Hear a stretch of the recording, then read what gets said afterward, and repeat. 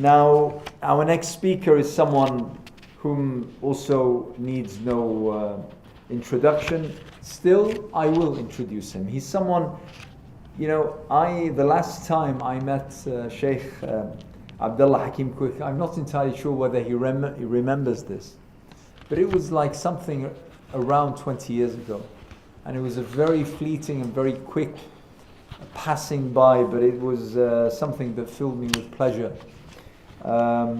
Shaykh Abdullah Hakim Quick is a scholar and historian. He's senior lecturer at the Islamic Institute of Toronto and Canada. I'm hoping that he can hear me, and I'm hoping that we will be able to hear him. We see him on the screen. MashaAllah, Shaykh Abdullah, you look younger than when I saw you 20 years ago. I don't know exactly what it is that you take with your morning tea, but in any case, the microphone is yours. You have 10 minutes. Bismillahirrahmanirrahim. Alhamdulillahi Rabbil Alameen. You look younger than when I saw you 20 years ago. I don't know. Nabiyana Muhammadin wa ala alihi wa sahbihi wa barak wa sallam. All praise are due to Allah, Lord of the worlds, and peace and blessings be upon our beloved Prophet Muhammad, the master of the first and the last, his family, his companions, and all those who call to his way to the day of resurrection. To my beloved, esteemed friend and Dr. Daud Abdullah and Dr. Anas Tikriti, to my respected brothers and sisters, to our friends, to our guests, I begin with the greeting words of the righteous. Assalamu alaikum wa rahmatullah. Alhamdulillah, it is a great honor and privilege for me to be with you today at the launch of this very timely book, well-researched, well-documented writing, which is of critical importance, especially in the world that we are living in today. We are witnessing again the rise of a vicious Islamophobia, anti-Muslim hatred. We're also witnessing a genocide in Palestine and displacement of innocent people all around the world. The world is now waking up to recognize one of the worst humanitarian crises on earth in the Sudan. So many people, especially young people, are asking, what is really happening? What is the basis of this? Even within the past few weeks, there are new threats of wars and disruptions. So people, especially young people, are asking, why Venezuela? Why Nigeria? Why Tanzania? Dr. Daud, in his well-researched book, brings clarity not only to the horrors of the transatlantic slavery, but also the motives behind the colonial powers that instituted it. And he highlights right from the beginning what were the four main reasons why the Portuguese in the 15th century went out to colonize. What were their four main reasons? Number one, a crusading zeal against Muslims. They had a hatred for people they called the Moors. Two, the desire for Guinea gold. Three, the quest for the mythical Christian leader, the Prester John, who was supposed to give them some international power. And four, the search for Oriental spices. So these same reasons are becoming clearer and clearer today in the last dying moments of the colonial project, the European Western colonial project. So people ask, why? Think about the Portuguese. Think about today, Venezuelan oil, Sudanese gold and land, Tanzanian potential, Nigerian oil, and human resources. And so the colonial project hasn't changed. It has just taken another form. And so this book is bringing out these factors, and what I enjoy about the book is how he is able to string it together and how he unashamedly brings out Islam. That Islam is a key factor within the book and a key factor in understanding resistance in this world today. But he also unashamedly brings out the issue of race because race and Islam tend to be put to the side and not dealt with in looking at the geopolitical situation in the world today. And I want to just highlight this point again for those who might have not been here for the beginning of Dr. Daud's talk, that Christopher Columbus, and I was in Granada, and I recognized that in 1492, when the last leader of Granada surrendered to the Catholics, Columbus was there. And he actually vowed to the Spanish monarchs that the profits from his voyage would be used for the recapture of Jerusalem from the Saracens, meaning the Muslims. And so today he would be an Islamophobe. He would be like a Christian Zionist.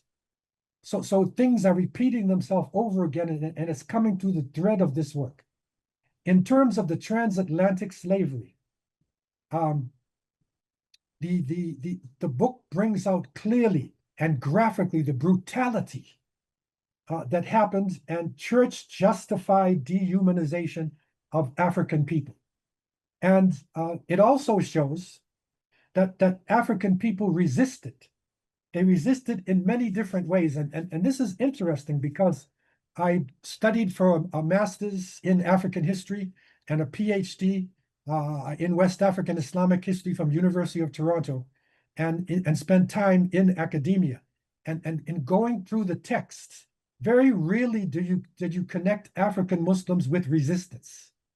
And so this documented work is now showing African Muslim resistance in Africa, the Middle Passage, and in the colony. And it breaks that stereotype of little black Sambo, that black people, and especially black Muslims, just laid over and died, and accepted slavery. And it's interesting to note, because I remember years ago searching for books. Where can we find something about Muslim rebellion? Where is it documented? This book brings out that not only did the Muslims lead the first rebellions in Puerto Rico and Hispaniola, but also they played leading roles in slave revolt in Mexico, 1523, Cuba, 1529, Panama, 1550, Venezuela, 1550, Peru, 1560, Guatemala, 1627, Chile, 1647, Martinique, 1650, Florida, 1830. Of course, as you heard, there are well-documented rebellions in Haiti with under Toussaint Louverture, and that rebellion, which became a revolution, was inspired by Francois Macandel and bookmen. These are marabouts or murabits. They are traveling scholars, and they initiated the rebellions, and Toussaint Louverture organized it. But one of the great contributions this book is making, especially for people in the English-speaking world, is the detailed documentation of the Malay rebellion in Bahia in Brazil in 1835. And here we are able to see, through this text, we are able to live with the Muslims who actually had Islamic societies, they had Islamic law, they actually had scholars who they recognized, they were able to return back to Africa. And so these rebellions are actually documented here. And for those who are interested in this information, this book is a gem for those who are doing this research. The book continues showing the legacy and the aftermath, that there is something which is called reverse migration. So it's not just Africa to America as slave, it is going back to Africa. And he shows a number of places where this reverse migration came about. Also, the book continues showing Islamic revivalism in the 20th century. And this is where, of course, Edward Blyden, the father of Pan-Africanism, is mentioned. And then the proto-Islamic movements that came out in the United States. In other words, Islam mixed with Rosicrucianism, Christianity, Freemasonry, the Moorish Science Temple of the World, Marcus Garvey's movement, the Nation of Islam. And then he shows Malcolm X, which leads into the revivalism of the 20th century. And what is so interesting and heartwarming and personal for me is the fact that this is one of the only books that connects the jihads of West Africa, showing clearly that the documentations that were being used by the enslaved African people in Suriname, in Jamaica, in Brazil, throughout the region, are connected to the West African Jihads there on the continent. And so Dr. Daud seamlessly makes this connection through with documentation, and then also seamlessly makes the connection that after the slavery period was over, that Muslims did not necessarily lose their identity completely. Maybe the names, but the cultural practices continued. The understanding of the world continued. The worldview continued. And so the movements developed in the United States, in the Caribbean, up into Canada, into South America. And this book, I believe, is one of the first that I've seen that documents the Islamic party. And this is one of the gems of this book, making the connection to give you personal information about the evolution of this very important Islamic movement there that happened starting in the United States and then moving to the Caribbean region, are very important. Also, the Dar al-Islam movement, which was a very important movement as well, had implications up until today. There are other movements as well, like the Mosque of the Islamic Brotherhood, that also developed. These are all people coming on the heels of Malcolm X.